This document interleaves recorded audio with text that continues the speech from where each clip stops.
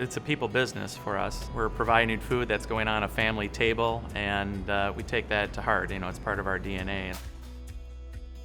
We were able to work with a program where we're moving items that typically would be expiring and moving those forward so that they actually get in the hands of customers that can use them rather than being thrown away or put to a food bank, that they can actually go out the front door.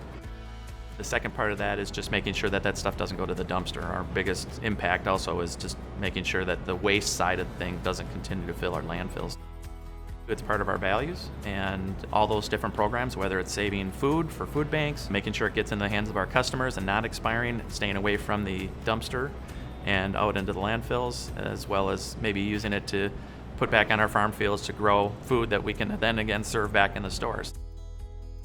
When the program tells you it's within the parameters that you set, I want that looked at a month or 2 months in advance so that we can move that forward and get that out the front door.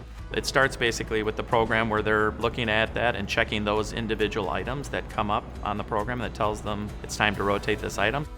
We're tagging items to incentivize people that if we feel that movement isn't enough to push all those products through within a reasonable amount of time, there's a coupon that's roughly around 25% off, give or take up to 50% off on an item, just to make sure that it's not about the profit side of it, it's about getting that product off the shelf and not into the landfills. There's decisions that are made at that point in time. What is the sell rate? Are we going to be able to sell through that product?